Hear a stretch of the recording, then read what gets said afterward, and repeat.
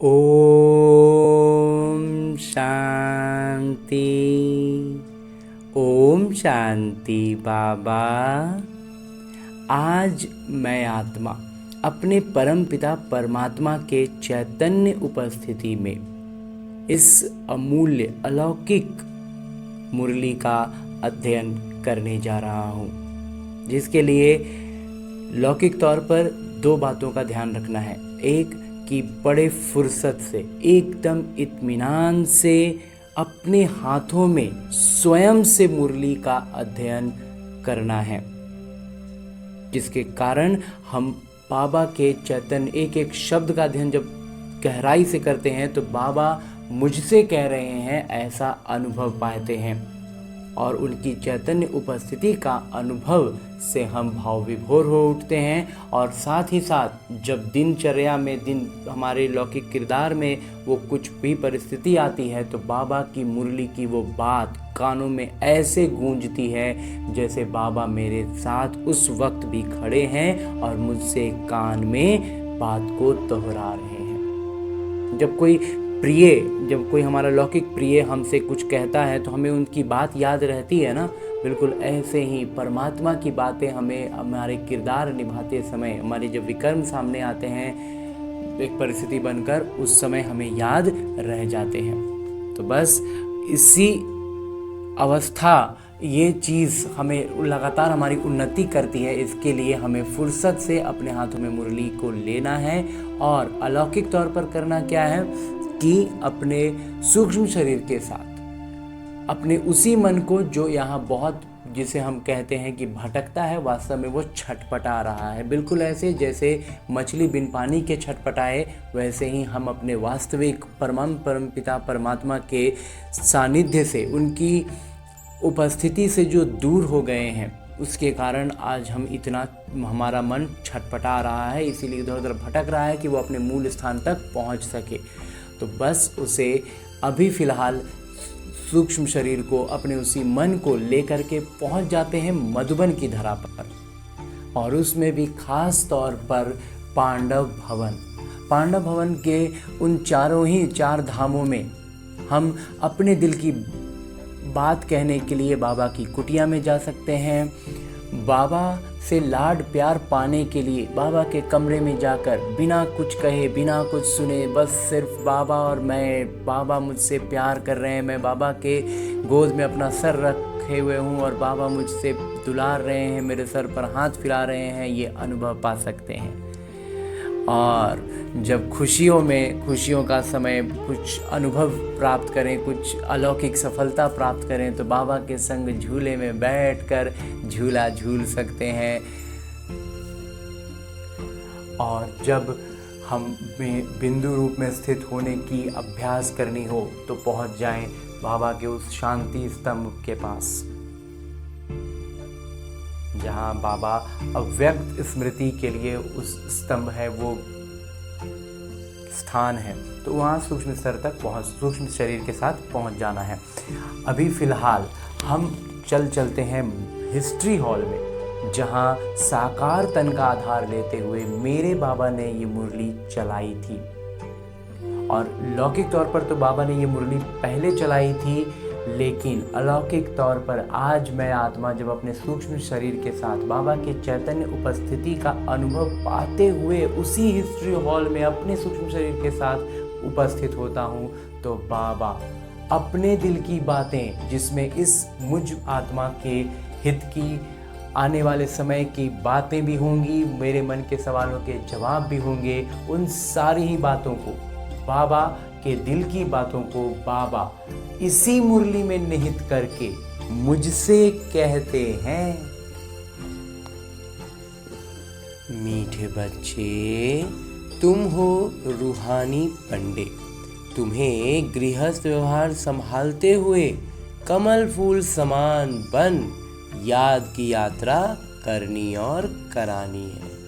तो हम रूहानी पंडे बन चुके हैं, इसलिए अब गृहस्थ व्यवहार को संभालते हुए, वो अपना प्रैक्टिस पेपर है, वो काम करते हुए आत्माभिमानी स्थिति का अभ्यास बढ़ाते जाना है, कमल फूल समान बन जाना है और याद की यात्रा खुद भी करनी है और दूसरों को भी करानी है। हाँ जी बाबा। आगे प्रश्न रूप में बाबा कहते हैं कि बाबा बच्चों का कौन सा श्रृंगार करते हैं और किस श्रृंगार के लिए मना करते हैं? उत्तर बतलाते बाबा कहते, मीठे बच्चे, मैं तुम्हारा रूहानी श्रृंगार करने आया हूँ। दैवी गुणों से श्रृंगारना है अपने आप को। तुम कभी भी जिस्मानी श्रृंगार नहीं करना। शरीर को सजाने का कोई भी काम नहीं करना, क्योंकि ये पतित शरीर है, इसको सजावट का कोई अर्थ ही नहीं है।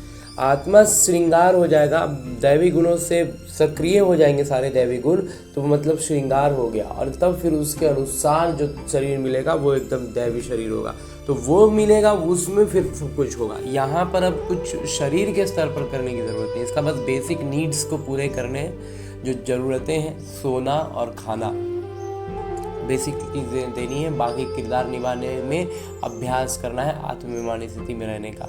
उसके अलावा और इससे सरोकार नहीं रखना है। और कहते हैं तुम बेघर हो, तुम्हें फैशन का शौक नहीं होना चाहिए। बाबा कहते हैं लौकिक रीति से ना तुम्हें एकदम सबसे मिनिमम स्तर पर चले जाना है। इसीलिए बाबा भोजन के बारे में भी कहते हैं कि एकदम साधारण भोजन खाओ, कपड़े वगैरह भी एकदम साधारण पहनो। ऐसे कपड़े जो मतलब एक बार हमारा मन में आ जाता है ना, ऐसा कपड़ा थोड़ी पहनेंगे, वैसे कपड़े भी पहन लो ताकि भान खत्म हो जाए, वो देह का भान खत्म हो जाए। पापा कहते हैं तुम बेकार, मतलब एकदम मिनिमम, जिसको कहते हैं ना एकदम मिनिमम पर उतर जाओ, और फैशन वगैरह का बुद्धि में बात ही ना है। मतलब कैसी स्थिति में ये शरीर है ना, इसका ख्याल करना छोड़ दो। दुनिया बहुत ख़राब है, इसलिए जरा भी शरीर का फैशन नहीं करो। शरीर को एकदम बस मर्यादित रूप से ढकना है। भोजन नियमित रूप से, संयमित रूप से खाना है, बस। इसके अलावा और कुछ का ज़रूरत नहीं है शरीर के स्तर पर। और थोड़ा सा सोना है रात होने पर, उसको एक बार ढंग का नींद देना है। इतनी चीज़ें ध्यान में रखनी है, बाकी फिर और कोई सरोकार नहीं रखना है। बाबा कहते हैं उधर जहाँ बुद्धि गया ना, मतलब उन चीज़ों में ना 19-20 कम ज़्यादा कुछ हो रहा है। कहने का इस ब्रह्म कुमार के मंथन के अनुसार यही अर्थ है कि उसमें कम हो रहा है, ज़्यादा हो रहा है, अच्छा हो रहा है, बुरा हो रहा है, उधर ध्यान ही नहीं है। ये होना चाहिए कि कोई मतलब नहीं, कोई सरोकार नहीं है कि कपड़े कैसे पहने हैं, कपड़े कैसे दिख रहे हैं, कपड़े अच्छे हैं या नहीं। हाँ, शरीर ढका हुआ होना चाहिए। और भोजन में जो मिला, जैसा मिला, जहाँ मिला, जहाँ मतलब कहने का मतलब साधारण भोजन, उसमें ये खाना है, वो खाना, ये मन कर रहा है, वो मन कर रहा है, वहाँ मन कर रहा है, वहाँ का खाना अच्छा है, उनका खाना, उनके द्वारा बनाया गया खाना अच्छा, ये सब बुद्धि में ना चले। न भोजन संबंधी, न वस्त्र संबंधी कोई बात बुद्धि में रहे ही नहीं। जो मिला, जैसे मिला, काम आगे बढ़ गया। इस तरह से ध्यान में अपनी ध्यान को ऊपर उठाना है, इनमें बुद्धि एकदम ना फिरे। गीत है आखिर वो दिन आया आज, ओम शांति। बेहद के पिता बैठ बेहद के बच्चों को समझाते हैं। बेहद मतलब कोई हद नहीं, बेहद का मतलब कोई लिमिटेशंस नहीं होगी। कितने ढेर बच्चे हैं, इसका भी कोई लिमिट है क्या? इतने बेशुमार बच्चों का एक ही पिता है जिनको रचयिता कहा जाता है। वो है हद के बाबाएं, ये है बेहद के रूहों के पिता। वो है हद के जिस्मानी पिता, ये है बेहद के रूहों का एक ही पिता। बेहद के हैं, रूहों के पिता हैं, जिनको भक्ति मार्ग में सब रूहें याद करती हैं।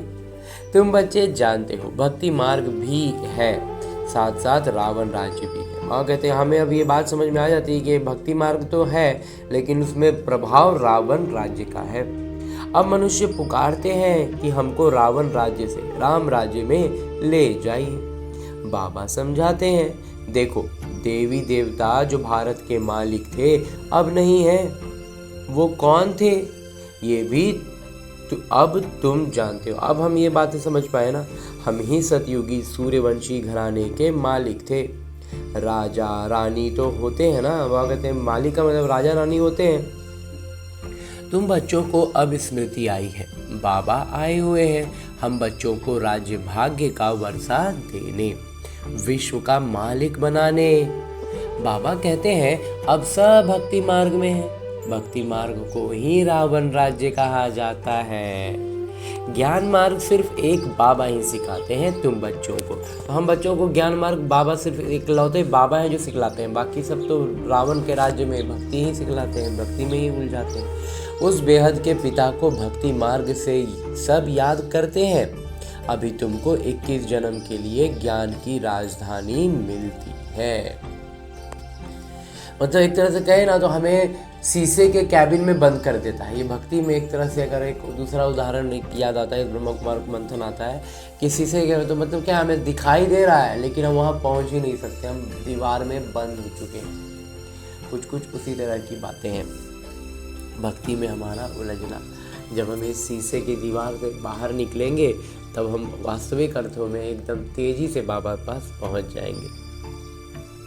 इसलिए बाबा कहते हैं उस बेहद के पिता को भक्ति मार्ग में याद तो सब करते हैं लेकिन यथार्थ रीति नहीं होता है, सही तरीके से नहीं होता है, कांच में बंद हो जाते हैं, इसलिए आगे बढ़ नहीं पाते हैं। अभी तुमको 21 जन्म के लिए ज्ञान की राजधानी मिलती है, फिर आधा कल्प तुम पुकारेंगे ही नहीं। बाबा कहते हैं जब हमें प्रारब्ध मिल जाएगा तो फिर आधा कल्प थोड़ी ना पुकारेंगे, हाय राम हाय प्रभु कहने की दरकार ही नहीं रहेगी। वो सब फिर हमारे मुख से निकलेगा ही नहीं, दुख का निशान ही नहीं होगा ना, तो फिर प्रभु को याद नहीं करते हैं। हाय राम तब करते हैं जब दुखी होते हैं, तुमको वहाँ दुख होता ही नहीं। अभी तुम जानते हो ये भी खेल बना हुआ है। आधा कल्प है ज्ञान का दिन, आधा कल्प है भक्ति की रात। भक्ति हमको नीचे उतारती है। तुम बच्चों की बुद्धि में सीढ़ी का ज्ञान जरूर चाहिए। बाबा समझाते हैं कि ये 84 जन्मों का चक्र है। इस चक्र को जानने से तुम चक्रवर्ती राजा बनेंगे। इसलिए बाबा चित्र भी बनवा रहे हैं जिससे सिद्ध हो कि हम इस चक्र को जानने से 21 जन्म के लिए राज्य भाग्य लेते हैं। बाबा ये जो 84 जन्म का चक्र है बताते हैं जितना हमारा बुद्धि में रहेगा तो हम चक्र घूमता रहेगा तो हम चक्रवर्ती राजा बनेंगे। और जिससे बाबा कहते सिद्ध हो जाता है कि हम इसको जानने से 21 जन्म का राज्य भाग्य पा लेते हैं। अभी तुम बहुत हो गए हो, बड़ी रूहानी शक्ति सेना बनी है, तुम सब पंडे हो। बाबा भी पंडे हैं, उनको कहा जाता है गाइड पथ प्रदर्शक। पंडा अक्षर शुभ है, बाकी पंडा शुभ माना गया। अभी तक हमारे तीर्थों में हमें पंडे ही यात्रा कराते थे ना, तो यात्रा पर ले जाने वाले पंडे होते हैं। यात्री जाते हैं तो उनको एक गाइड मिलता है कि इनको ये सब दिखाओ। तीर्थ यात्रा पर भी पंडे मिलते हैं, जो ऐसा लौकिक कोई इंसान होता है तो वहाँ पर गाइड होता है वहाँ के बारे में बतलाने वाला, और तीर्थ स्थान होता है तो वहाँ पंडे मिलते हैं। बाबा कहते हैं जन्म जन्मांतर तीर्थ यात्रा करते आए हो, अमरनाथ पर जाते हैं, तीर्थों पर जाते हैं, परिक्रमा लगाते हैं, वहाँ जाने समय फिर वही याद रहता है, और फिर जब वहाँ जाएंगे तो वही याद रहेगा ना। घर बार धंधे दोरी सबसे दिल हट जाती है। जब घूमने कहीं निकले तीर्थों पर जाएं तो फिर घर का एक एक छोटा बड़ा बात थोड़ी याद रहता है, वहाँ कहीं देख रहे हैं वहीं का ध्यान में है। यहाँ तुमको समझाया जाता है अपने घर गृहस्थ में रहते हुए धंधा दोरी भी करते रहो और फिर गुप्त यात्रा पर रहो।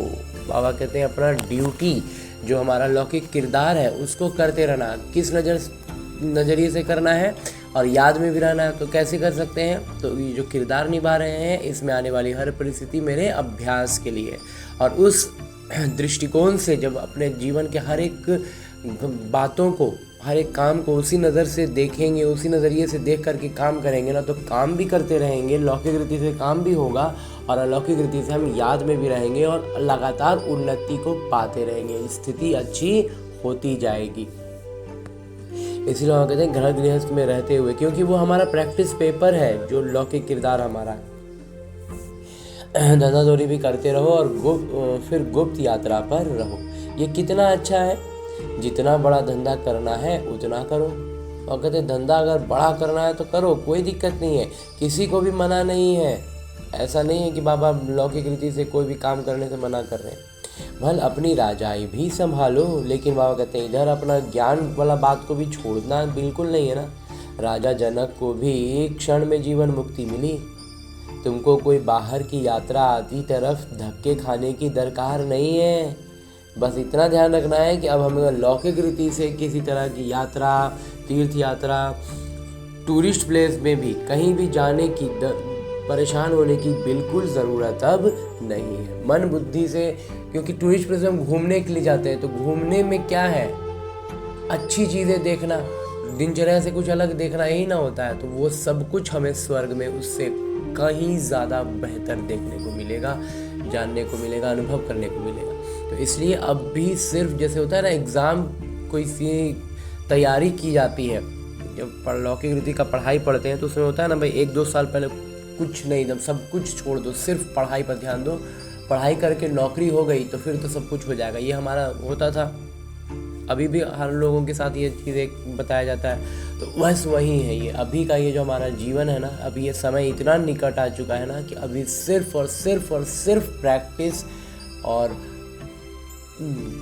एग्ज़ाम की तैयारी का ही पूरा सारा समय लगाना है, और लौकिक रीति की किसी भी चीज़ में उलझना बिल्कुल नहीं है। अपने घर बार को भी पूरी संभाल करनी चाहिए।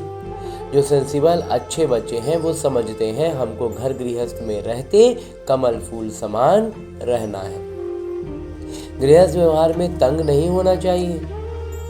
कुमार कुमारियां तो जैसे सन्यासी हैं, उनमें विकार है नहीं, 5 विकार से दूर हैं।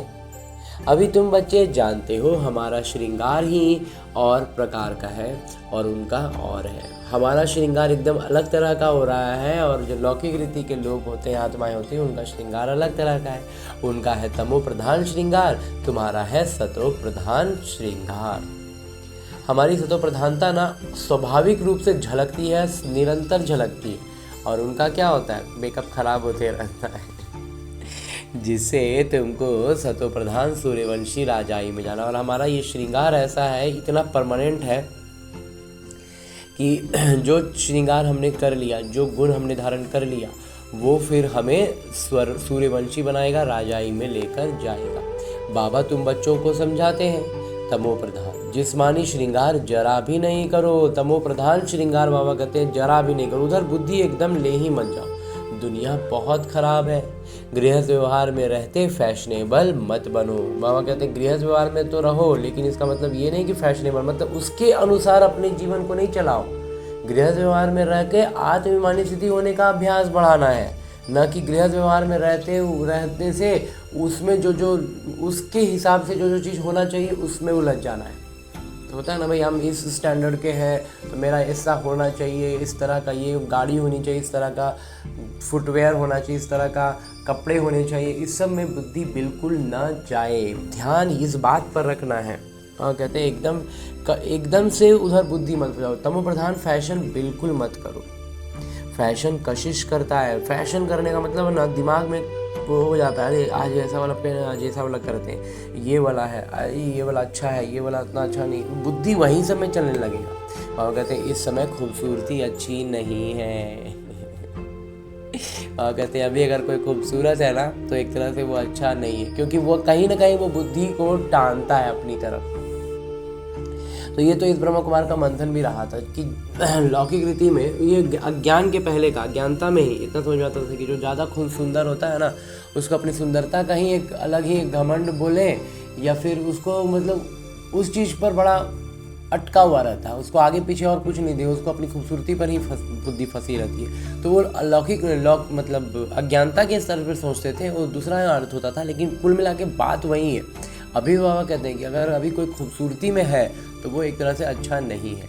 काले हो तो अच्छा है, मतलब दिमाग में पहले ही से हम तो अच्छा सुंदरता का दौड़ में हम शामिल ही नहीं है, तो चलो हम अपना बाहर ही अपना काम करें।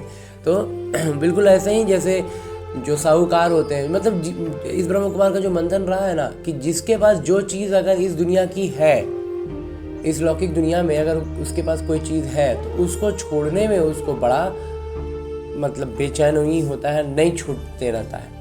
तो इसीलिए बाबा कहते हैं तो, और वहीं गरीब बाबा क्यों कहते हैं कि गरीब जल्दी बनते बाबा के, क्योंकि उनको अमीरी वाला चीज़ उनके पास है ही नहीं। तो जो नहीं है तो फिर उधर सोचते हो छोड़ो उधर कहाँ जाए, बाबा का ज्ञान में ही अच्छा लग रहा, सब कुछ समझ में आने लग गया बात, तो इधर ही बढ़ने लगते। तो इसलिए उनको छोड़ने के लिए कुछ ज़्यादा होता नहीं है, इसलिए वो आसानी से बाबा का ज्ञान पकड़ लेते हैं। और जिनके पास छोड़ने के लिए फिर चाहे वो धन हो, डिग्रियां हो, वेद शास्त्रों का ज्ञान हो, खूबसूरती हो, लौकिक शरीर का खूबसूरती, जो भी पास में है ना, वो चीज़ छूटती नहीं है। ये हमें मूल तौर पर बाबा के इस बात से समझना है। कोई पंजा नहीं मारेगा, खूबसूरत पिछाड़ी तो फिरते रहते हैं।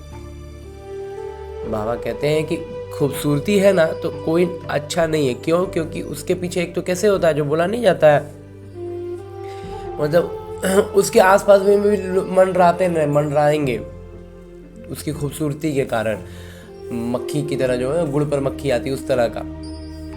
तो खूबसूरती के पिछाड़ी तो फिरते रहते हैं। और कहते हैं लेकिन हम अगर उधर नहीं जाएंगे तो बुद्धि हमारा उससे बाहर रहेगा, तो वो सी चीज़ों से हम अपने आप को अलग कर पाएंगे।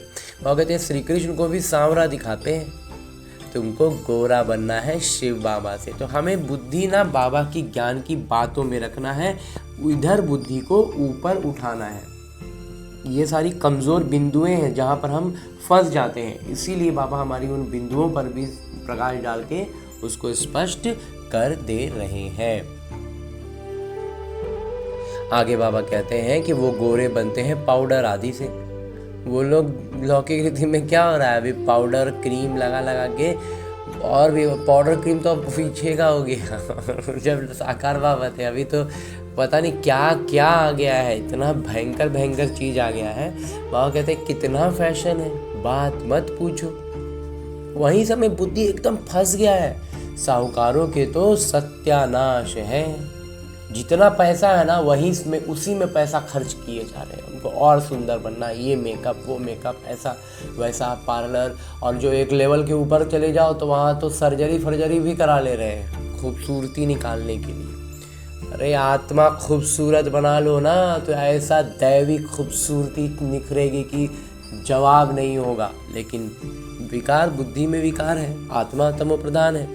और कहते हैं साहूकारों का तो सत्यानाश, एकदम पूरा ही डूब गए हैं उसमें, सारा पैसा खर्च उसी में करे जा रहे हैं। बाबा कहते हैं उस मामले में तो गरीब अच्छे हैं, गरीब पैसा है ही नहीं तो क्या करें। लेकिन अभी का ऐसा दिखने में आता है, समय ऐसा तमो प्रधान हो गया ना कि जो गरीब भी है ना वो भी उसी दौड़ में एकदम भागे जा रहे हैं। पैसा, उसी चक्कर में पैसा भी जहाँ तहाँ जैसे तैसे, मतलब अनएथिकल जिसको बोला जाता है ना, एकदम गलत तरीकों से भी पैसा, कैसे भी करके पैसा आए ताकि हम और फैशन कर सके। फैशन इतना बुद्धि में चढ़ा हुआ है। आज बाबा फैशन को लेकर के एकदम पूरा अच्छे से क्लास करा दे रहे हैं। और कहते हैं गावड़े में जाकर गरीबों का कल्याण करना है, परंतु आवाज़ करने वाले बड़े आदमी भी चाहिए। तो हमें इस बात का ध्यान रखना है। बाबा कहते हैं गांव गांव में जाओ, गरीबों का भी कल्याण करना है, बल्कि उनका ध्यान जल्दी आएगा इस बात पर, ये बाबा कहते हैं। लेकिन उनको समझाने के लिए भी ऐसा युक्ति से समझाना, उनके हिसाब से हर एक आत्मा को ना, जिस आत्मा से हमको ज्ञान दे रहे हैं उसको उसके हिसाब से कस्टमाइज़ करके ज्ञान को सुनाना चाहिए। अभी का समय इतना तमो प्रधान हो गया है ना कि उसको उसके हिसाब से बताने से वो बातें समझ पाते हैं। तुम सब गरीब हो ना, कोई साहूकार है क्या? नहीं बाबा, तुम देखो कैसे साधारण बैठे हो। बम्बई में फैशन देखो तो क्या लगा पड़ा है। वहाँ कहते मुंबई वगैरह में फैशन, इस ब्रह्म कुमार ने कहा ना क्या क्या हो रहा है। सब ज्ञान में आने के पहले का जानकारी है, उसके बाद का तो पता नहीं और क्या क्या हो रहा है। बाबा पास मिलने आते हैं तो कहता हूँ तुमने ये जिस्मानी श्रृंगार किया है। बहुत से बच्चे क्या होते हैं, जिस्मानी श्रृंगार करके आते हैं बाबा के पास। अब आओ तो तुमको ज्ञान श्रृंगार कराएं। अभी तक क्या है, अभी तक हम जिस्मानी श्रृंगार करते आए थे। बाबा कहते अब मेरे पास आओ तो तुम्हारा आत्मा का श्रृंगार कराते हैं, जिससे तुम स्वर्ग की परी 21 जन्मों के लिए बन जाएंगी। तो बाबा जो श्रृंगार करेंगे ना, 21 जन्म तक परी बन जाएंगे, शहजादी बन जाएंगे, सदा सुखी बन जाएंगे, ना कभी रोएंगे ना दुख होगा। कितना श्रेष्ठ जगह, श्रेष्ठ स्थिति का बाबा हमें बना रहे हैं। तो हमें इस पर ध्यान देना है ना। कहाँ इन विकारी, मतलब अभी फैशन करते हुए में भी हम खुश नहीं रहते, और बाबा ऐसा खुश, ऐसा खूबसूरत फैशन करते हैं, ऐसा खूबसूरत श्रृंगार करते हैं कि हम खुश भी रहते हैं, मस्त भी रहते हैं, और 21 जन्मों तक रहते हैं। कोई दुख का झलक नहीं होता है। अभी ये जिस्मानी श्रृंगार तुम छोड़ दो। इसलिए बाबा कहते हैं अब अभी लौकिक रीति का कोई भी श्रृंगार मत करो, तुमको हम ज्ञान रत्नों से ऐसा फर्स्ट क्लास श्रृंगार कराएंगे जो बात मत पूछो। बाबा ज्ञान रत्नों से इतना सुंदर श्रृंगार रहे ना कि बाबा कहते हैं अब इसी में पूरा ध्यान रखो, फुल कंसंट्रेशन, अब जरा मना भी इधर उधर नहीं। इतना सुंदर श्रृंगारेंगे ना कि बाबा कहते हैं बात मत पूछो, एकदम अनएक्सपेक्टेड, इतना ऊपर। अगर मेरी मत पर चलेंगे तो तुमको पटरानी बनाऊंगा। ये तो अच्छा है ना, बहुत अच्छा है बाबा। तुम सब भारतवासियों को इस तमो प्रधान आसुरी दुनिया नर्क से भगाए स्वर्ग की महारानी बनाता हूँ। हाँ जी बाबा, तुम बच्चे समझते हो आज हम सफ़ेद पोश में हैं, दूसरे जन्म में स्वर्ग में सोने के चम्मच से दूध पिएंगे। ये तो बहुत अच्छी दुनिया है। स्वर्ग तो स्वर्ग है, बात मत पूछो। स्वर्ग तो स्वर्ग है, एकदम कल्पना से परे है, इतना बस कह सकते हैं। यहाँ तुम बेघर हो, एकदम आखिरी हालत में है। भारत बेघर, अब पूरा भारत ही भिक्षु की स्थिति में आ गया है। बेघर टू प्रिंस गाया हुआ है। माँ कहते हैं भिक्षुक से राजकुमार का गायन है, तो इस भारत में ही फिर जन्म लेंगे। बाबा ने हमको स्वर्ग का मालिक बनाया था। रात दिन का फर्क है, तो वो दिन था और अभी एकदम रात है। महान गरीब जिनके खाने के लिए कुछ नहीं होता है, उनको ही दान दिया जाता है। भारत ही महान गरीब, और वैसी गरीबी अभी भारत की है ना, तो भारत को बाबा दान कर रहे हैं। विचारों को ये पता भी नहीं है कि इस समय सब तमो प्रधान है। दिन प्रतिदिन सीढ़ी नीचे ही उतरते रहते हैं, अभी कोई सीढ़ी चढ़ नहीं सकते। मगर अभी समय ही नहीं है कि कोई सीढ़ी चढ़ सके, अभी सब उतरते ही रहते हैं। 16 कला से 14 कला, फिर 12 कला, नीचे उतरते ही आते हैं। ये लक्ष्मी नारायण भी पहले 16 कला संपूर्ण थे, फिर 14 कला में उतरते हैं ना। माँ कहते हैं लक्ष्मी नारायण भी पहले तो शुरुआत में तो 16 कला संपूर्ण रहे, फिर जब राम सीता काऊ में आए तो फिर 14 कला में उतर गए। तो ये भी अच्छी रीति याद करना है। सीढ़ी उतरते उतरते बिल्कुल ही पतित बने हैं। फिर स्वर्ग के मालिक कौन बनाए? ये विश्व का इतिहास भूगोल रिपीट होता है, ये भी सब कहते हैं, परंतु अब कौन सा इतिहास रिपीट होगा ये कोई नहीं जानते। वह कहते हैं ये कौन सा इतिहास रिपीट होगा, इतिहास वास्तविक इतिहास क्या है ये जानते ही नहीं, तो रिपीट का क्या होगा मालूम कैसे चलेगा। शास्त्रों में तो लिख दिया सतयुग की आयु लाखों करोड़ों वर्ष है। पूछो सतयुग कब आएगा, कहेंगे अभी 40,000 वर्ष पड़े हैं। तुम सिद्ध कर बतलाते हो कल्प की आयु ही 5,000 वर्ष है। वो फिर सिर्फ सतयुग को ही लाखों वर्ष कह देते हैं, और वो तो क्या एक एक युग को ही लाखों लाखों वर्ष का कह देते हैं। घोर अंधियारा है ना, वह कहते हैं सब क्या है, सब अंधियारा है, बुद्धि एकदम आंखें बंद वाली बात है। तो मनुष्य कैसे माने कि भगवान आया हुआ है, तो पूरा आँख ही बंद है तो भगवान को देखेंगे कैसे, बुद्धि की आंखें बंद है ना, तो भगवान को देख ही नहीं पाते हैं, मान ही नहीं पा रहे हैं कि भगवान आए हुए हैं। वो समझते हैं भगवान तब आएंगे जब कलयुग का अंत होगा। अभी तुम बच्चे इन सब बातों को समझते हो। वह कहते हैं उनका मन में ये भावना है कि जब कलयुग अंत होगा तब तो भगवान आएंगे ना, लेकिन हम अब सब पूरा मतलब हमारे सामने पूरी क्लैरिटी आ चुकी क्या है नहीं है। विनाश सामने खड़ा है। बच्चों को समझाया जाता है कि विनाश के पहले बाबा से वर्षा ले लो, परंतु कुंभकर्ण की नींद में सोए पड़े हैं तो बेचारे हाय हाय कर मरेंगे।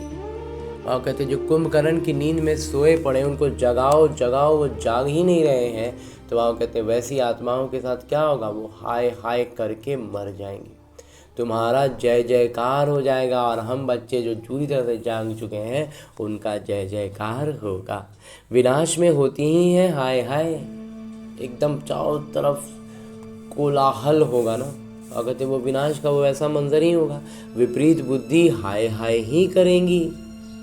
अभी तुम हो सच्चे अभी तुम हो सच्चे की औलाद सच्चे। हम सच्चे पिता के सच्चे संतान है ना। नरक का विनाश होने बगैर स्वर्ग कैसे बनेगा? वो कहते स्वर्ग की स्थापना का कार्य तो चल रहा है, लेकिन वो विनाश होगा तब तो पूरी तरह से मैनिफेस्ट होगा ना स्वर्ग। तो तुम कहेंगे ये तो महाभारत लड़ाई है, उनसे ही स्वर्ग के द्वार खुलने हैं। मनुष्य तो कुछ नहीं जानते हैं, तुम्हारी बुद्धि में है हमको अभी दैवी स्वराज्य का माखन मिलता है। अब हमारा बुद्धि में इतना स्पष्ट हो गया है कि हमको दैवी साम्राज्य, दैवी स्वराज्य का माखन मिल गया है। वो आपस में लड़ते रहेंगे, हैं वो भी मनुष्य, तुम भी मनुष्य, परंतु वो आसुरी संप्रदाय के हो गए और तुम हो गए दैवी संप्रदाय के। बाबा बच्चों को सम्मुख समझाते हैं और ये सारी बातें बाबा हमें सम्मुख बैठ कर समझा रहे हैं ना। तुम बच्चों के अंदर में खुशी रहती है। अनेक बार तुमने ऐसी राजधानी ली है जैसी अभी तुम ले रहे हो। बाबा कहते हैं ये सारा बात अब हमारा बुद्धि में है कि जो जैसा हमने पहले ज्ञान लिया था वैसा ही ज्ञान अभी हमें मिला है और हम उसी अनुसार पुरुषार्थ भी आगे कर रहे हैं। वो आपस में दो बिल्ले लड़ते रहते, तो हमें माखन मिल गया है और वो बाकी के आत्माएं क्या है, दो ग्रुप में बैठ के वो लड़ रहे हैं और मूल माखन तो हम उठा ले रहे हैं ना। माखन तुमको मिलता है, इसलिए बाबा कहते हैं कि माखन हम बच्चों को मिलता है सारे विश्व की बादशाही का। और कैसा माखन? पूरे विश्व की बादशाही का माखन। तुम यहाँ आते ही हो विश्व का मालिक बनने। तुम जानते हो हम बाबा से योग लगाए कर्मातीत अवस्था को पाएंगे। बाबा से योग लगाएंगे, बाबा के समान बनेंगे तो कर्मातीत अवस्था में तो पाएंगे ना। सारे कर्मों का हिसाब किताब बाबा के गुणवत्ताएं और शक्तियां जो बाबा के सानिध्य में जागृत होंगी उनसे सारे विकर्म विनाश हो जाएंगे, तो हम कर्मातीत अवस्था में पहुंच जाएंगे। और वहीं वो आपस में बाकी जो आत्माएं हैं वो क्या होगा, आपस में लड़ेंगे और हम विश्व की बादशाही पा ही लेंगे। तो विनाश का काम वो लोग आपस में लड़के ख़त्म कर देंगे और विश्व का जो बादशाही है वो हम ले लेंगे। तो ये तो कॉमन बात है। वो बाहुबल वाले विश्व की बादशाही ले ना सके, वो शरीर से बहुत शक्तिशाली हैं, मतलब लौकिक रीति से, लेकिन उनको आपस में ही लड़के ख़त्म होना है, यही है ड्रामा में। तो वो आपस में लड़ेंगे, ख़त्म हो जाएंगे, पुराना दुनिया समाप्त हो जाएगा, विनाश हो जाएगा। तुम योग बल से विश्व के मालिक बनते और हम क्या कर रहे हैं, एकदम गुप्त रूप से योग बल जमा कर रहे हैं और विश्व का मालिक बन जाएंगे। तुम्हारा है ही अहिंसा परमो देवी धर्म। हमारा धर्म का मूल है अहिंसा, परमो धर्म भी है और दैवी गुणों वाला भी धर्म है।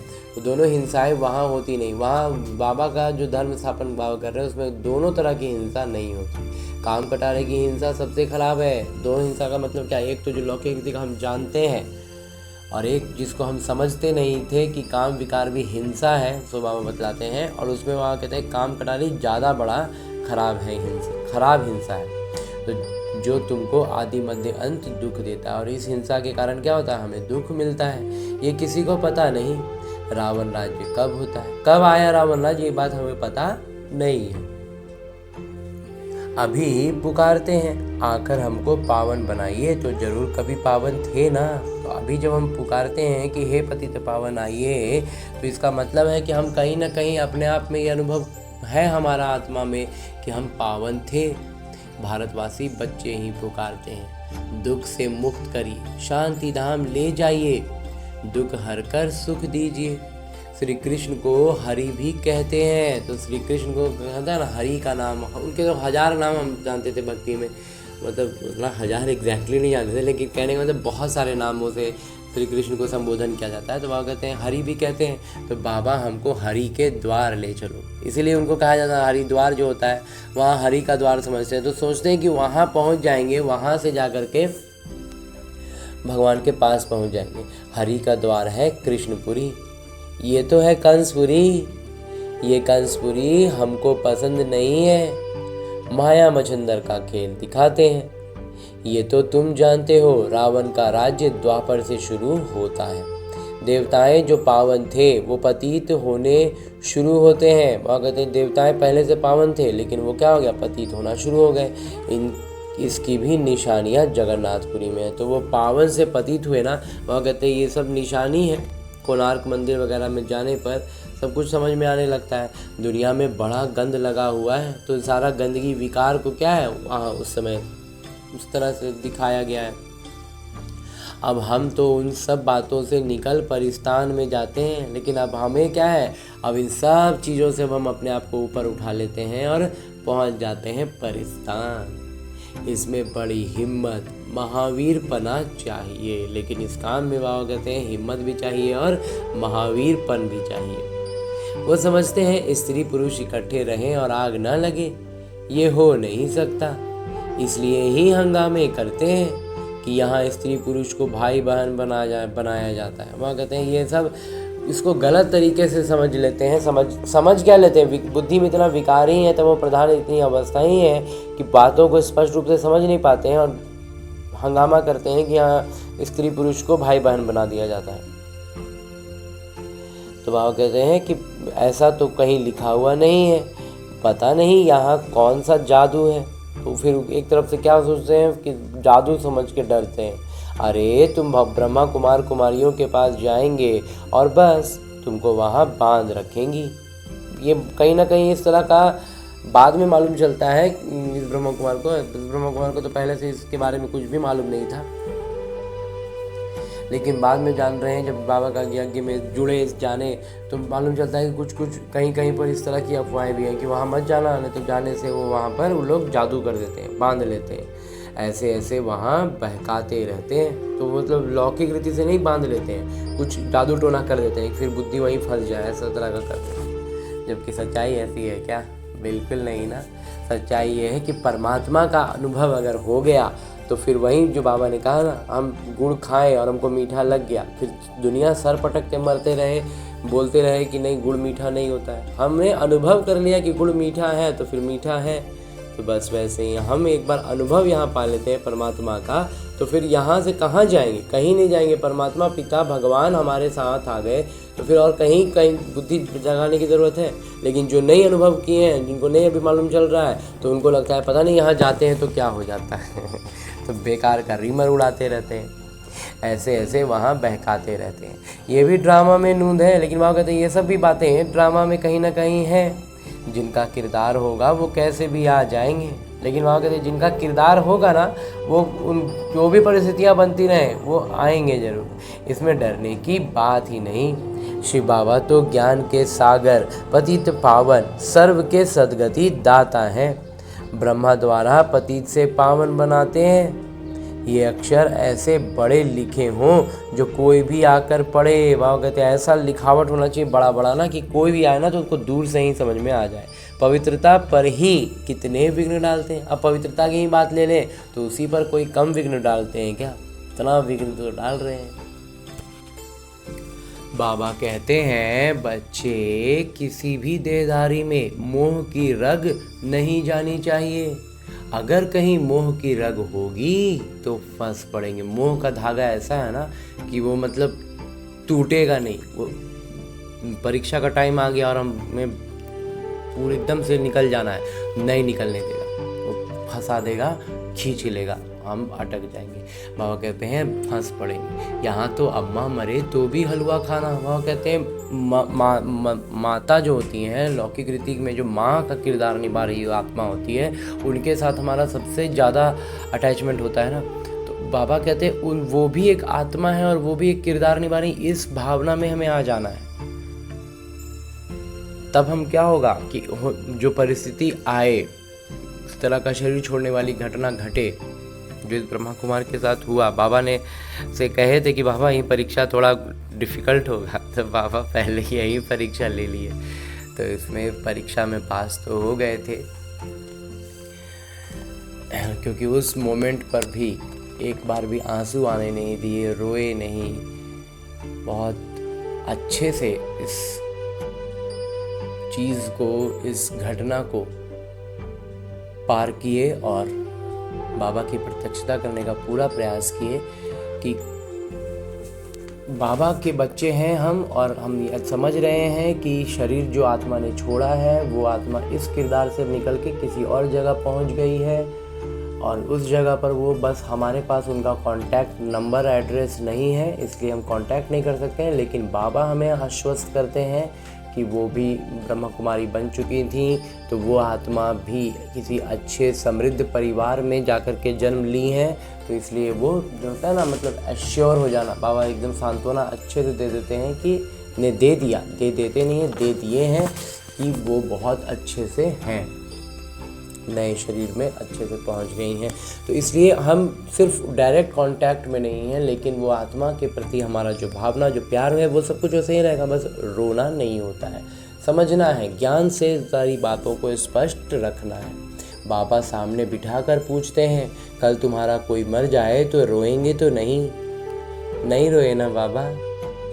आंसू आया तो फेल हुए। बाबा कहते हैं अगर आंसू आ गया ना तो मतलब ज्ञान स्पष्ट नहीं है, बाबा की याद में नहीं है, तो फेल हो गए।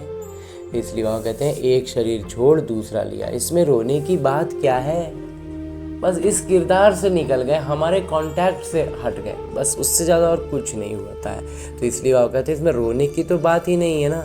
इस नज़रिया से देखेंगे ना तो रुलाई नहीं आएगी, एकदम मन अच्छा लगेगा। दूसरा कोई सुने तो कहे मुख से तो अच्छा बोलो, अरे अच्छा ही बोलते हैं। जब नई ज्ञान को समझेंगे ना तो कहेंगे अरे मुँह से तो कम से कम अच्छा बोलो। तो हमें ये तो समझ में आ रहा है ना कि हम तो सबसे अच्छी बात कह रहे हैं। सतयुग में रोना होता ही नहीं, ये जीवन तुम्हारा उनसे भी ऊंचा है। लेकिन हमारा जीवन सतयुग में भी रोना नहीं होगा, लेकिन हमारा उससे ऊंचा है, क्योंकि यहाँ हमारे साथ बाबा खड़े होते हैं। वहाँ सतयुग में बाबा हमारे साथ खड़े नहीं होंगे ना। तुम हो सबको रोने से बचाने वाले, फिर तुम कैसे रोएंगे? वह कहते हैं हमें तो सब दूसरों को रोते को चुप कराना है, उन्हें ज्ञान क्या ऐसा मंत्र देना है कि वो चुप हो जाए, उनका रोना रुक जाए और हम रो दें। ये तो बिल्कुल नहीं होना चाहिए। हमको पतियों का पति मिले हैं जो हमको स्वर्ग में ले जाते हैं, फिर नरक में गिराने वालों के लिए हम क्यों रोएं? तो जो हमें नरक की तरफ खींच रहा है उसके बारे में, मतलब अगर हम उनको नरक में खींचे, उनके लिए हम रो रहे हैं, तो मतलब उनको नरक में खींच रहे हैं ना, तो उनका बुरा कर रहे हैं ना। तो ऐसा नहीं करना है ना। बाबा कितनी मीठी मीठी बातें सुनाते हैं वर्षा लेने के लिए। इस समय भारत का कितना कल्याण हुआ पड़ा है, बाबा आकर कल्याण करते हैं। भारत को मगध देश कहते हैं, सिंध जैसे फैशनेबल कोई होते नहीं। बाबा कहते हैं भारत को मगध देश भी कहा जाता है, और उसमें जो सिंध है ना, बाबा कहते हैं सबसे ज़्यादा, जैसे अभी यहाँ भारत में बम्बई है ना, सबसे ज़्यादा हम जानते हैं कि फैशन में आगे दौड़ने वाला है, वैसे ही सिंध था। विलायत से फैशन सीख कर आते हैं। बाल बनाने पर आजकल लड़कियाँ कितना खर्चा करती हैं, उनको कहा जाता है नर्क की परियां। बाबा आजकल का जो तमो प्रधान श्रृंगार होता है ना, बाबा उसको कहते हैं नर्क की परियां। बाबा तुमको स्वर्ग की परियां बनाते हैं, तो हमें स्वर्ग का परी बनना है ना। कहते हैं हमारे लिए तो यहाँ ही स्वर्ग है, ये सुख तो ले लेवे। तो जब भरा होता है ना, या तो खूबसूरती से भरे होते हैं या धन दौलत से भरे होते हैं, तो क्या मुख से ऐसा ही बात निकलते हैं, मेरे लिए तो यहीं पर सुख स्वर्ग है, तो हम तो यहाँ पर स्वर्ग का मजा लेंगे ना, कल क्या होगा हम क्या जाने। ऐसे अनेक विचार वाले आते हैं। तो ऐसा विचार बोलने वाला भी लोग आत्माएं हैं, वो भी आते हैं, उनका भी अपना किरदार है।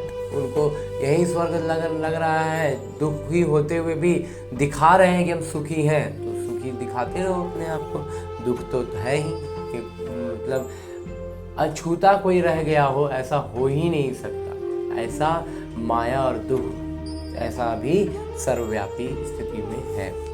तो इसलिए वो कह रहे हैं, तो बाबा कहते कह रहे हैं, तो सब अपना अपना तरह का अलग अलग है। उनको लग रहा है यही स्वर्ग है, तो हम सुख भोग रहे हैं, तो भोगने दो सुख, अगर उनको ये सुख ही लग रहा है तो। अच्छा, मीठे मीठे सिकिलते बच्चों प्रति माता पिता बाबा का याद प्यार और आशीर्वाद। रूहानी बाबा की रूहानी बच्चों को नमस्ते। हम रूहानी बच्चों की ओर से रूहानी माता पिता को याद प्यार और प्रणाम। धन्यवाद बाबा, धन्यवाद। मुरली के लिए भी धन्यवाद, और इस अनूठे अलौकिक ब्राह्मण जीवन के लिए भी बहुत बहुत बहुत धन्यवाद बाबा, बहुत धन्यवाद। आगे आज की मुरली से लिए गए वो प्रमुख बिंदु हैं जिन्हें हमें अपने ब्राह्मण जीवन में धारण करने हैं। और ब्राह्मण सो फरिश्ता, फरिश्ता सो देवता बनना है। उसके लिए जो सबसे पहली बिंदु है वो है सच्चा सच्चा रूहानी पंडा बन सबको घर का रास्ता बताना है। शरीर निर्वाह अर्थ धंधा करते याद की यात्रा में रहना है। कार्य व्यवहार में तंग नहीं होना है। जो किरदार निभा रहे हैं उसके जो हमारे ड्यूटीज़ हैं, जो हमारे काम है करने की, उसको करते करते तंग नहीं होना है। उसको करना है, धंधा करना है और उसके बावजूद इधर दूसरों को रास्ता भी बताना है। दूसरा है ज्ञान श्रृंगार कर स्वयं को स्वर्ग की परी बनाना है। इस तमो प्रधान दुनिया में जिस्मानी श्रृंगार नहीं करना है। कलयुगी फैशन छोड़ देना है। कलयुग का फैशन पूरी तरह से छोड़ देना है। पूरी तरह से छोड़ दिए बाबा। कॉस्मेटिक्स और साबुन और वो सारी चीज़ें जो है ना एकदम छूट चुका है। एकदम उसको हाथ तक नहीं लगाना है, वो अपने आप हो जाता है। उसको करने की चीज़ क्या कहें उसके बारे में। और आगे मेरे बाबा वरदान दे रहे हैं। वरदान देते हुए मेरे बाबा कहते हैं बालक और मालिकपन के संतुलन द्वारा युक्ति युक्त चलने वाले सफलता मूर्त भव। और कहते हैं बालक और मालिकपन दोनों होना चाहिए। बालकपन होता है, मालिकपन होता है कोई भी बात को जब हम प्रस्तावित कर रहे हैं तो एकदम, जब उसके बारे में विचार कर रहे हैं, उसके बारे में समझ रहे हैं तो बिल्कुल मालिक की तरह एकदम सब कुछ अच्छे से चौतरफा बुद्धि चला के। और जब अगर वो स्वीकृति नहीं हो रही है तो एकदम से बालक बन जाना है। हमें कोई फ़र्क ही नहीं पड़ रहा। कोई छोटे बच्चे को क्या है, ये कर दीजिए, नहीं कहे कोई दिक्कत नहीं, चल दिया, वैसा होना चाहिए। तो इसको और विस्तार से आज बाबा बतलाते हैं कि जितना हो सके सेवा के संबंध में बालकपन, अपने पुरुषार्थ की स्थिति में मालिकपन। एक पहलू ये भी है। बाबा कहते हैं जब सेवा करने की बात हो ना तो एकदम बालकपन होना चाहिए, और जब स्व पुरुषार्थ की बात हो तो एकदम मालिकपन होना चाहिए। संपर्क और सेवा में बालकपन, याद की यात्रा और मंथन करने में मालिकपन, साथियों और संगठन में बालकपन और व्यक्तिगत में मालिकपन। जहाँ भी साथी, सहयोगी, अन्य आत्माओं के साथ आए ना एकदम बालकपन आ जाता है, एकदम बच्चे जैसा। कोई चीज़ का मतलब छोटे बच्चों में हमने ये चीज़ देखते हैं, अभी लड़ाई हुई अभी दोस्ती हो गई, ये चीज़ हम कहते भी हैं। तो और हमारे बचपने में ये तो बहुत ज़्यादा होता था। तो बस वैसे ही अभी हम बड़ों को भी, इसलिए बाबा बार बार कह रहे हैं कि सेवा में मतलब, सेवा का मतलब अकेला तो नहीं होगा, अन्य आत्माएं भी होंगी, तो उसमें भी बाबा कहते हैं वैसा ही हो। सेवा का कोई भी योजना हो, कोई भी बात हो, फिर स्व पुरुषार्थ की बात हो तो मालिक हो जाओ। फिर बाबा कहते हैं संपर्क और सेवा में, संपर्क में आना है, किसी भी आत्मा के संपर्क में आओ, सेवा में आओ तो फिर बालक हो जाओ। फिर याद की यात्रा करनी हो, मंथन करना हो तो फिर मालिक बन जाओ। साथियों और संगठन में आओ तो बालक बन जाओ। जब जब अन्य आत्माओं के संपर्क में आओ बालक की तरह, और जब स्व में अंदर में रहो तो मालिक की तरह। इस संतुलन से चलना ही युक्ति युक्त चलना है। इससे सहज ही हर कार्य में सफलता प्राप्त होती है। और इस चीज़ में जो हम निपुण हो जाते हैं ना, इस बैलेंस में, तो बाबा कहते हैं सफलता स्वतः प्राप्त होती है। स्थिति एक रस रहती है और सहज ही सर्व के स्नेही बन जाते हैं। स्थिति भी एक रस हो जाएगी और सर्व का स्नेही तो बनना ही है। हाँ जी बाबा।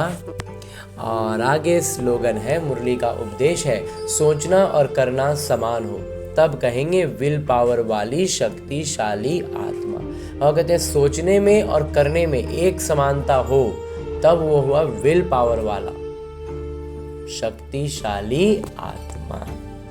हाँ जी बाबा। और अभी तक हमने परम पिता परमात्मा से इतना श्रेष्ठ, अमूल्य, अलौकिक, साकार मुरली को परम पिता परमात्मा के चैतन्य उपस्थिति में अध्ययन करने का, उनके सानिध्य में, उनकी उपस्थिति में अध्ययन करने का प्रयास किया और उनके चैतन्यता का अनुभव भी पाया ना। अब मेरे बाबा इसी अव्यक्त स्वरूप में स्थित रहकर एक इशारा देते हैं कि सदा हर्षित रहने के लिए अपने स्वभाव को सरल बनाओ, सहनशील बनो। और ऐसा करें, इसके लिए हर दिन अलग अलग आयामों से अलग अलग इशारे देते हुए आज जो इशारा मेरे बाबा दे रहे हैं वो है हर्षित रहने का गुण पुरुषार्थ में बहुत मददगार बन सकता है। हमारा खुश रहने का जो हमारा गुण है ना, ये हमारे पुरुषार्थ में बहुत सहयोग देता है। लेकिन जैसे सूरत हर्षित रहती है वैसे आत्मा भी सदैव हर्षित रहे। इसका मतलब ये थोड़ी कि तो प्रोफेशनल, कुछ ऐसे प्रोफेशंस भी होते हैं ना जहाँ पर चेहरा पर हमेशा खुशी दिखाया जाता है, वहाँ पर वो सामने में जब भी होंगे, जैसे ही सामने से हटेंगे ना पीठ पीछे जाएंगे, गाली देने लगेंगे। लेकिन सामने रहेंगे ना तो एकदम मुस्कुरा, चेहरा में मुस्कुरान बना के रखेंगे। तो वो वाला काम हमें नहीं करना है ना। कहते हैं हर्षित रहने का गुण पुरुषार्थ में मददगार बन सकता है, लेकिन जैसे सूरत हर्षित रहती है वैसे आत्मा भी सदैव हर्षित रहे। इस स्वाभाविक गुण को आत्मा में लाना है। आत्मा के स्तर पर हमें खुश रहना है, चेहरे में खुश नहीं लाना, प्रोफेशनल काम नहीं करना है हमें। सदा हर्षित रहेंगे तो फिर माया का कोई आकर्षण आकर्षित नहीं करेगा। और जब हम आत्मिक रूप से वो रहेंगे ना हर्षित, तो फिर कोई आकर्षण हमें आकर्षित करेगा ही नहीं। ये बाबा की गारंटी है। लेकिन सदा हर्षित रहने के लिए अपनी रूहानी शान में रहना है और सहनशील बन साक्षी दृष्टा हो माया का खेल को देखना है। और कहते हैं ये बाबा की गारंटी है कि अगर हम हर्षित, आत्मिक रूप से हर्षित है ना, तो फिर कोई आकर्षण आकर्षित नहीं करेगी। ये बाबा की गारंटी है। लेकिन साथ साथ बाबा कहते हैं सदा हर्षित रहने के लिए क्या करना है, अपनी रूहानी शान में रहना है। हम आत्मा है, आत्माभिमानी स्थिति का भान होना चाहिए, उसका मतलब नशा होना चाहिए। शान में रहना, नशा रहना, और तब हम सहनशील बन जाएंगे। और उससे कारण क्या होगा, साक्षी दृष्टा होकर के आराम से बैठकर माया का खेल को देखेंगे। हाँ जी बाबा। और अब हमने परमपिता परमात्मा का इतना श्रेष्ठ ज्ञान मुरली को उनकी चैतन्य उपस्थिति में अध्ययन किया, उनसे वरदान प्राप्त किया। इशारे अव्यक्त रूप में स्थित होकर बाबा ने जो इशारा दिया उसे भी जान लिया। अब हमें करना क्या है, हमें अपने इस लक्ष्य को याद रखना है कि हमें लक्ष्मी नारायण बनना है, विश्व महाराजा बनना है। तो करना क्या है, इन सारी ज्ञान की बातों को वास्तविक जीवन में अपनाना है। और ये वास्तविक जीवन भी कहना एक तरह से गलत होगा, क्योंकि ये जो मेरा लौकिक जीवन है ये बस और बस मेरे अभ्यास के लिए है।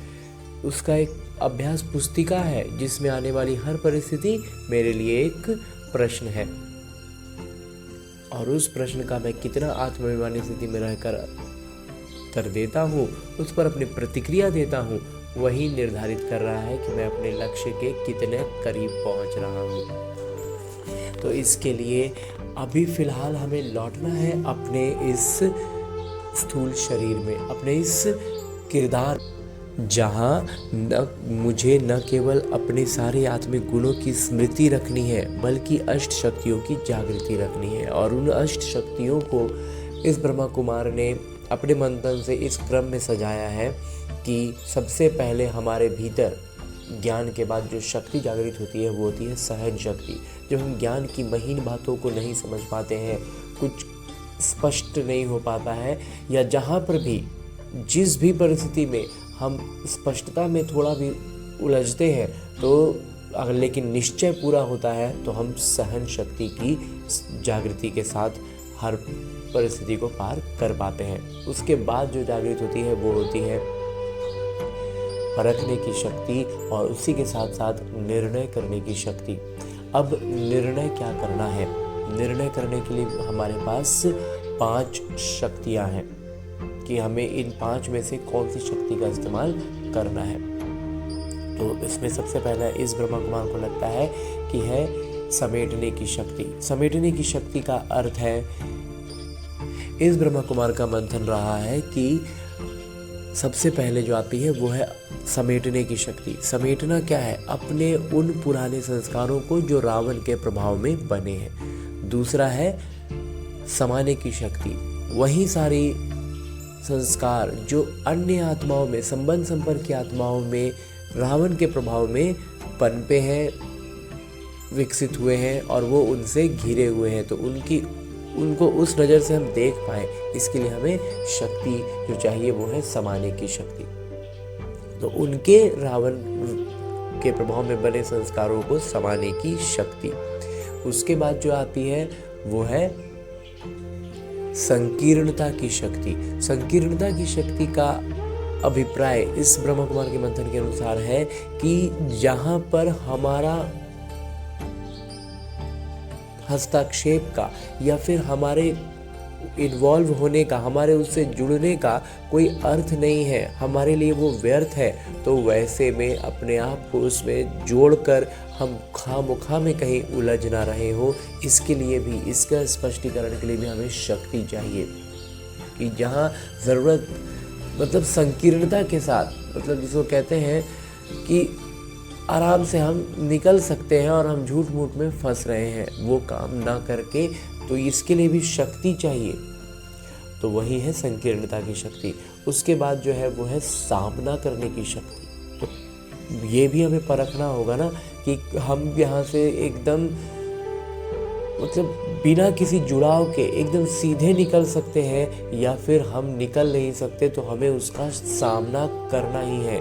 तो हम उस परिस्थिति का, उन बातों का अच्छे से सामना कर पाए, उसके लिए भी हमें जो शक्ति चाहिए वही है सामना करने की शक्ति। और उसके बाद जो एक शक्ति है उसका नाम है सहयोग की शक्ति।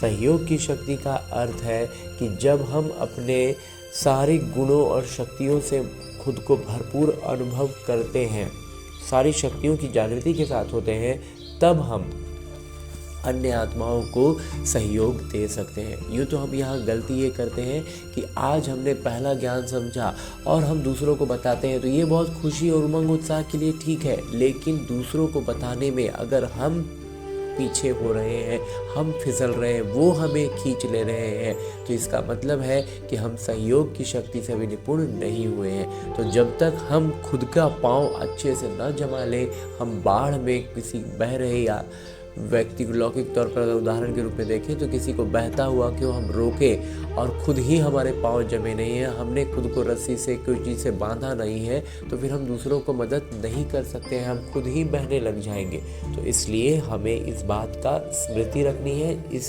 शक्ति को भी समझना है। तो इस तरह की अष्ट शक्तियों की जागृति के साथ सारे सातों आत्मिक गुणों को स्मृति में रखते हुए सारी प्रतिक्रियाएं हमारे इसी अनुसार हो, ऐसा अभ्यास करने के लिए लौटते हैं अपने इस किरदार में, अपने स्थूल शरीर में। अच्छा, ओम शांति।